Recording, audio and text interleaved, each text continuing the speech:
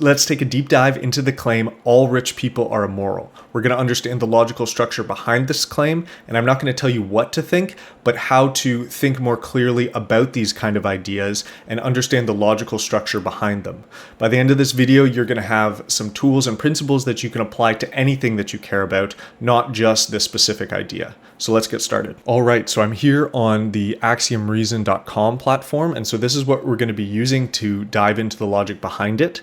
We're going to be using what's called formal logic, which can be quite intimidating in a lot of circumstances, but I'm going to be explaining things as I go, and I promise you that even if you've never seen anything like this before, you're going to learn something and you're going to take something valuable away from this video. So this is the platform here. If you want to use it, you can for absolutely free. We have a walkthrough here. It's about 5 minutes to get you started. If you haven't done any kind of programming before or anything, you really should have an AI agent. We've built it around using an agent like Claude Code or Codex in order to walk you through the ideas and help you turn your ideas into formal logic. And through that process, you're going to understand a lot more about your idea, where the gaps might be, the reasons why you might believe a certain thing, some of the things that you might want to focus on if you want to strengthen that idea and make your argument more persuasive to people. And so that's very easy to do. You can just get started. And if you have one of these agents like Claude Code or Codex, you can just paste that in and it'll take it from there. This whole toolkit is free and it gives you this logical scaffold, a bunch of AI skills that train your AI to ask you the right kind of probing questions. And then if you do want to publish onto Axiom, then that is the paid plan that you would need for that. And so we'll be looking at what that looks like, but most of our focus is going to be on the local, just working on your ideas, using the AI or writing it yourself, and just exploring that structure. All right, so here we are in my IDE. And so we're looking at the definitions that we might need in order to talk about this claim, every rich person is immoral. And so this is the actual claim here. This is the one that says that for all people, if that person is rich, then that person is immoral. That's the structure there. And so if you haven't seen this for all sign that I'm highlighting, that means every, right? Essentially. So we have all these people, and then if you have this fact that the person is rich, then you get the result that the person is immoral. So what do these terms mean? Well, we define a lot of them up here. Person is defined in a different file, but it's the same sort of idea. We first need to define the categories of things that we're talking about. So in philosophy or ontology, this is called universal. And so we have a universal person. I can show you that here. So that's this here. And then we're basically just saying, hey, we have this class called person, and then this green text here, this is just a string of regular English. In Axiom, we call this a semantic string. And all we're saying here is that we're trying to reference some natural language English concept. And now we're not forcing you to give a certain definition. We're not saying, oh, because you used the word person, you have to use the dictionary definition or whatever. This is just a tool to allow you to use logic to communicate without having to spell everything out. And so we see the same thing here for moral character. And so that gives us these universals to work with. And then we want to define some relationships between the universals. So that's where these 4 lines come in here. And so you can think of a relation. I mean, when we think of relationships, that is a type of relation, but there's also like the qualities someone has or the properties they have. Like you might have a relation age at, and you could say a person is, we're going to use nat, which is like natural numbers, 0, 1, 2, 3, etc.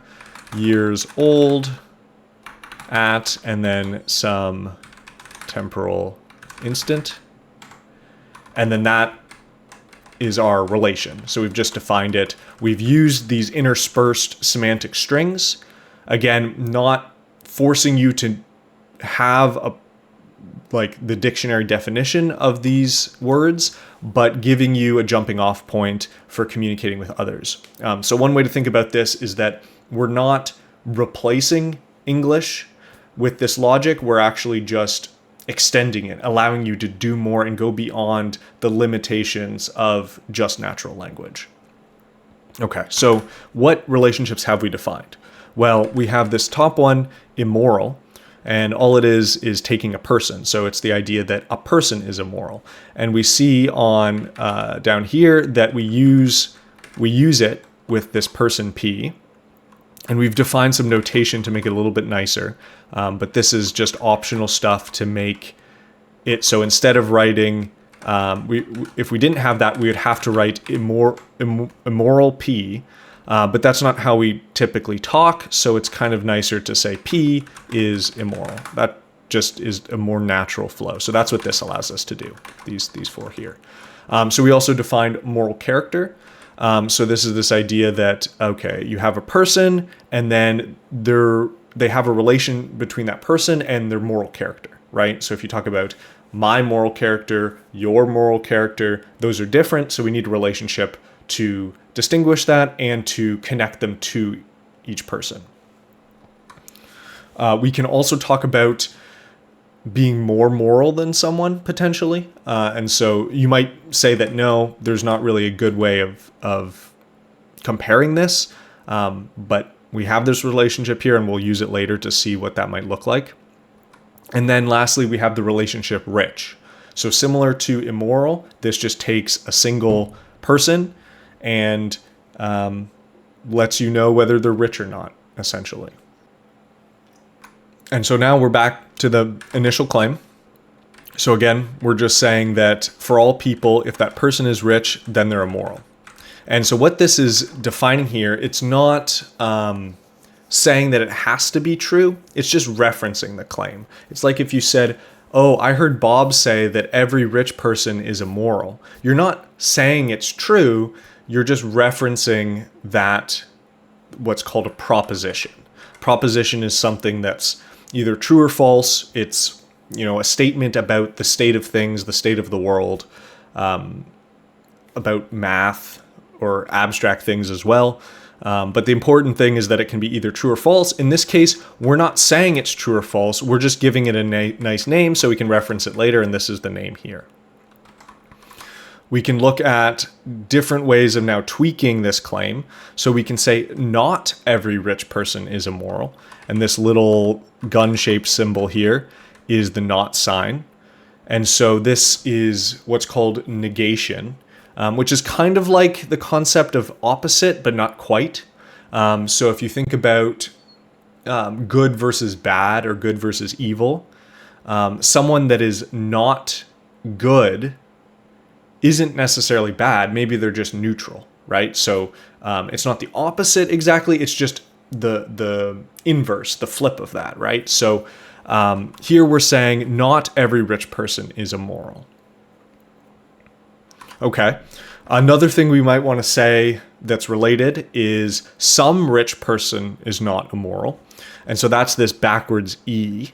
And so as opposed to this for all, this is there exists. So you're not saying all of them are the case. You're just saying at least one. So there is at least one person where that person is rich. And then this sign here is the and sign. And not that person is immoral. So that person is not immoral. Okay, so there exists some person where they're rich but not immoral. That's this claim here if you were to assert it. You could also do something similar but say, well, okay, there is some rich person that is immoral. And so this would actually be kind of a weaker version of this original claim up here, because here you're saying everyone who's rich is immoral. Here you're just saying, well, there's someone who's rich and immoral. Okay. So these are a few different claims. Now we're going to look at how we can use logic to understand the relationship between these claims. And it can't tell you what to believe, but it can tell you what you believe based on what you're telling the logic you believe, if that makes sense. So what you're saying is, okay, let me start with a certain premise, and then if that premise is true, what comes after that, right? So in this case, we're showing that this statement here, the some rich person is not immoral, this one on this line here, is equivalent to, so you see this little double arrow, not every rich person is immoral. So these two are actually, they mean the same thing. And if you think about it for a second, this will make sense. So if some rich person is not immoral, then that means not every rich person is immoral. And if not every rich person is immoral, that means that there's some rich person who's not immoral, right? You see? So it goes both ways. That can be a little bit tricky to wrap your head around, but by putting your claim in logic, we can have the computer help us, we can have AI help us and check its work and verify that this is actually the case, and basically augment our reasoning so that we can say what we believe and then see what that entails without having to worry about trying to wrap our head around all the details. So you'll see that after this little colon equals, there's a bunch of pretty complex stuff here. The good news is you basically never need to care about that. Mathematicians are very interested in it, so I hope I didn't offend any by saying that. But the reality, at least in using Axiom, is the important thing is to understand these statements, these premises that you're working with, the definitions you have. That is something you want to learn to understand. But then the proofs, well, AI can do that for you. And AI did do these for me. I didn't write any of these proofs myself. I wrote things that I thought were true, and then I had AI prove it. And if I made a mistake and it couldn't prove it, or maybe it's just really hard and it couldn't prove it, then I made a different claim and revised it and tried to understand, wait, why was this thing that I thought would be true not true? But this here has been proven.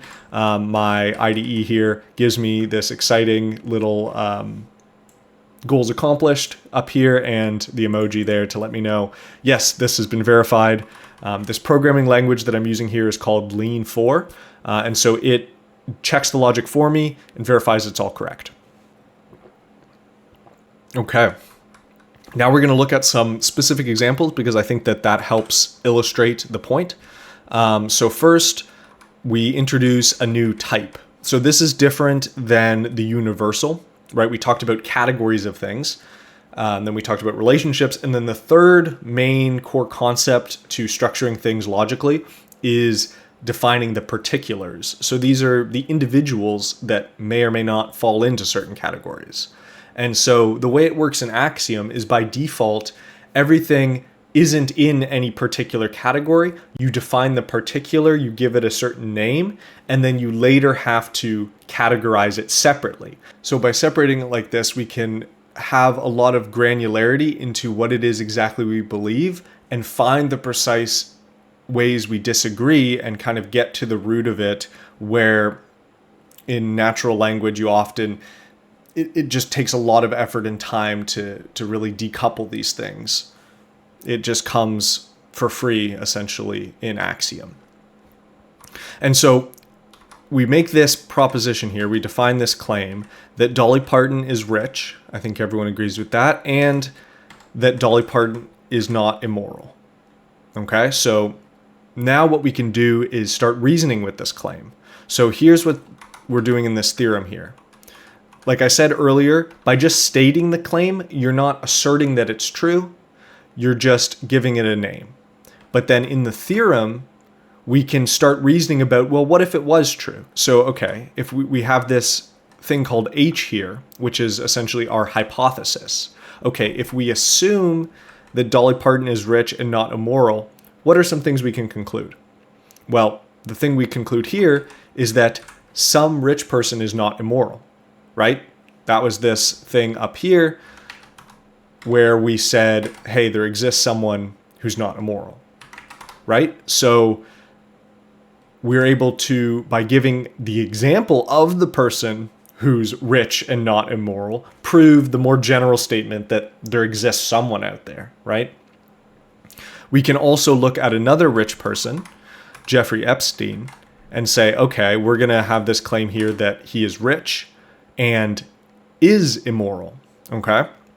And then here we can now use this hypothesis. If we assume that's true, then we can conclude that there is some rich person who is immoral, right? And so that's this one up here. Okay? Now, here's where we get to the claim that I made in my short video, which you can take a look at in the description if you haven't seen that. And so I said that what I believe more generally is that every person is immoral. So for all P in person, P is immoral. And so what that means is that if everyone is immoral, then every rich person is immoral. And I explain in that video why that's the case. Just trying to walk it through in kind of the natural ways people would think about it, but we can also prove it's the case logically, which is what happens here with this theorem. So if we assume that every person is immoral, then we can prove that every rich person is immoral. So if I say I believe every person is immoral, I can prove that I believe every rich person is immoral.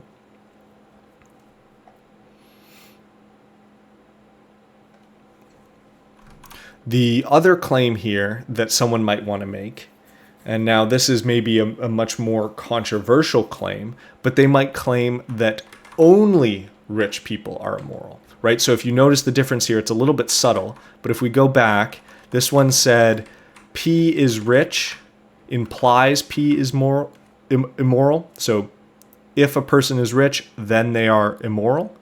And then what we said down here is the flip side of that. If P is immoral, then P is rich.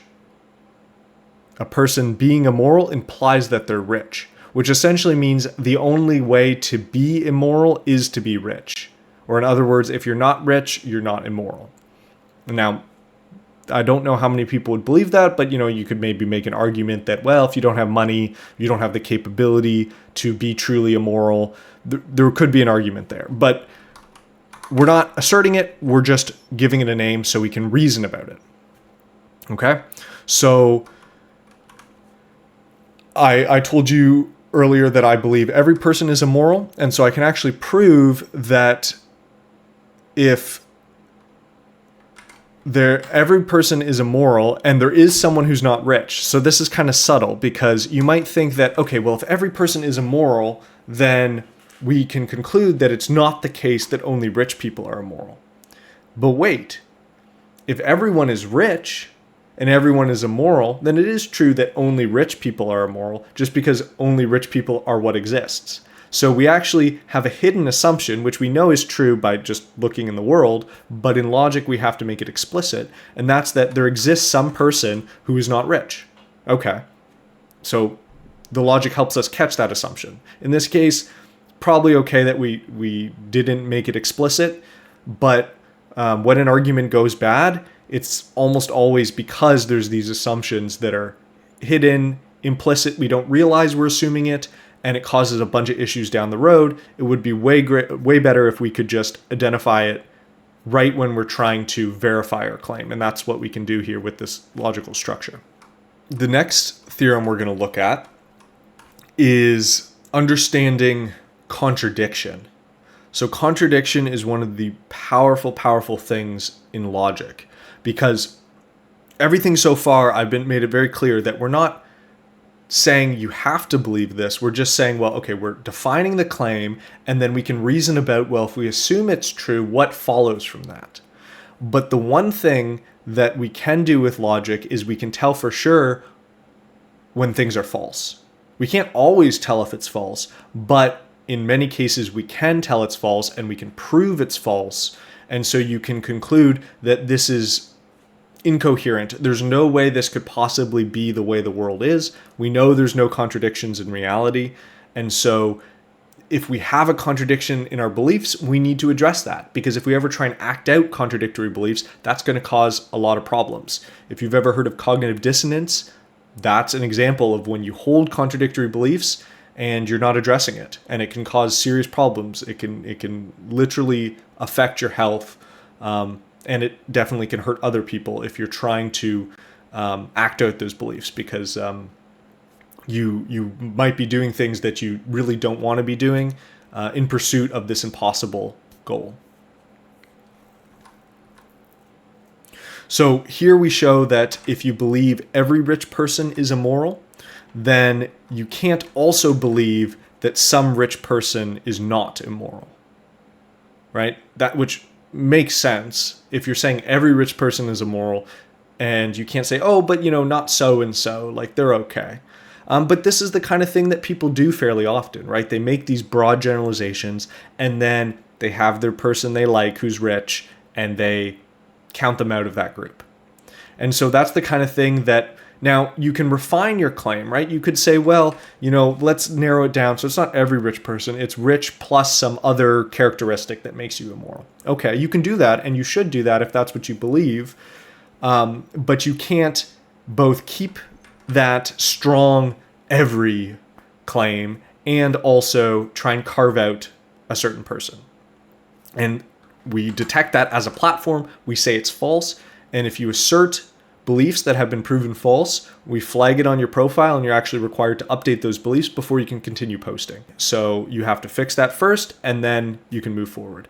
And fixing it is a great thing, because then we've learned that, hey, these premises are contradictory. And it might be something that a lot of people hold and just haven't figured out that it's contradictory. Okay, so far we've been talking about fairly simple claims. I mean, we've dug into the logic a lot behind that. And even with simple claims, as you can see, there's a lot you can do with them, and the logic can get fairly complex. But now we're going to look briefly at a way that you might make a more nuanced claim. Okay? So you don't want to say all rich people are immoral. You don't want to say that everyone who's immoral is rich. You don't want to say something super vague like, well, some rich people are immoral. Okay, that's not really saying much at all. So what can we say that's maybe a bit more specific? And so that's what we're going to look at here. So we're going to define a new relation. And so this is kind of a comparison relation. So this is what economists do, and in other disciplines, they'll say, all else being equal. And it allows you to kind of focus your attention on one variable and say, okay, well, if we just change this one thing, what does that change about the result? And so here we're saying all the morally relevant circumstances are the same except wealth. Okay? And we're doing this with a big, long semantic string. So we don't have to go in and define this meticulously. If someone is confused, then maybe we can go and refine it more. But as a starting point, we just describe it in English, and then we define the structure that we care about from there. So we give it some more notation just to make it a little bit nicer. We define the flip side, so more moral than. We can flip it around and say less moral than. Pretty straightforward. And then this is where things get a little bit more complex, and some more math terminology comes into play. But it's all fairly straightforward once you understand what the symbols are saying.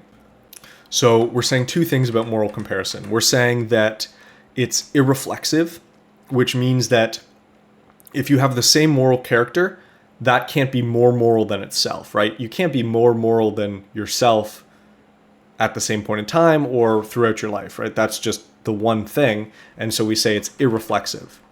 And then we also say it's transitive, which means that if Alice is more moral than Bob, and Bob is more moral than Carol, then Alice is more moral than Carol.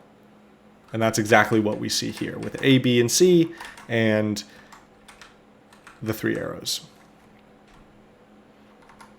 And then the other thing we want to say is that we can connect this more moral than to the other things that we've defined. So this is like our bridge from what we've been talking about with immorality to moral character. And this is one simple bridge. You might want to add more detailed bridge in the future.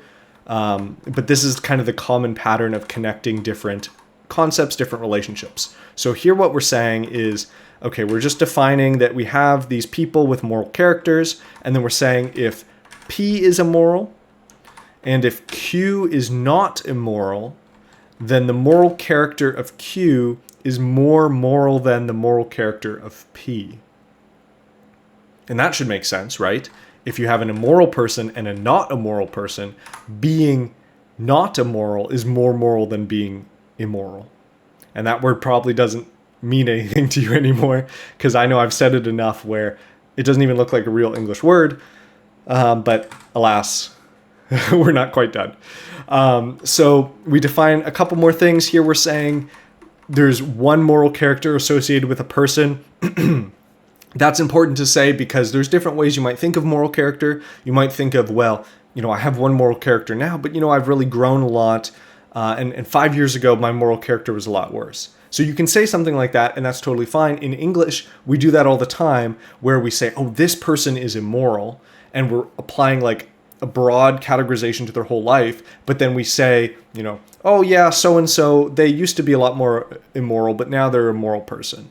And so in logic, we can't just flip willy-nilly between that. We can do both of those, but we have to be very conscientious about what we're doing. And so here, when we're talking about moral character, as we've defined it, we're talking about throughout your life, your overall moral character. And then we could add a new relation for talking about at a specific point in time in a specific phase of your life, maybe even a specific action was that moral or immoral. But when we're talking about moral character, as we've defined it, if we adopt this proposition, then we're talking about the overall moral character of a person.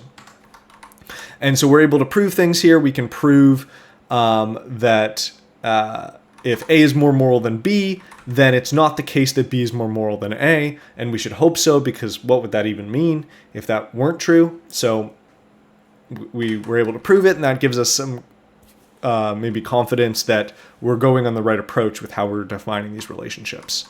And then lastly, we're defining this structure, which you can think of as like a situation, a little portion of the world that you're setting up so you can reason about it generally. So we're not naming names, we're not giving specific people, we're just giving some properties about generic P1 and P2. And then if it turns out that there is a person P1, like Dolly Parton, that fits in here, perhaps, then you would be able to use this in order to prove things about this specific people. But for now, we're just reasoning in general terms. And so we're saying that, okay, we have these people with their characters, and then we have that P1 is rich and P1 is not rich, and they both, so we define what their characters are here and just kind of connect these together. These two kind of just connect that.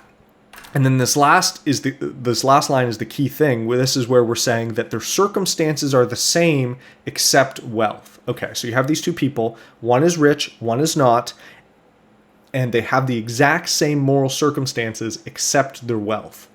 Okay, now what do we know about these people, or what claim do we want to make about these people? And here we want to make the claim that, or we're defining the claim that, with these two people, we have this situation S. The character of the rich person is less moral than the character of the poor person.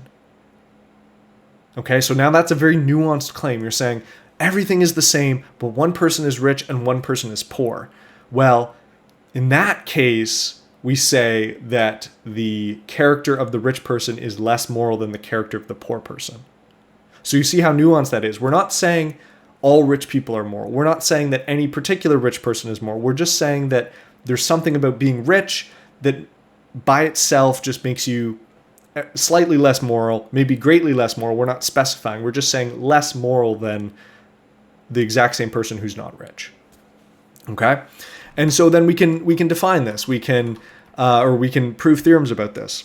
So if we assume those different definitions that we talked about, we assume that there's this situation that exists, and then we also look at and say, okay, well, let's say P2 is immoral. So we have the exact same person and the exact same circumstance, but the poor person is immoral. Well, then we can also conclude that P1 must be immoral, right? Because if someone's immoral and you're less moral than them, then you would also be immoral.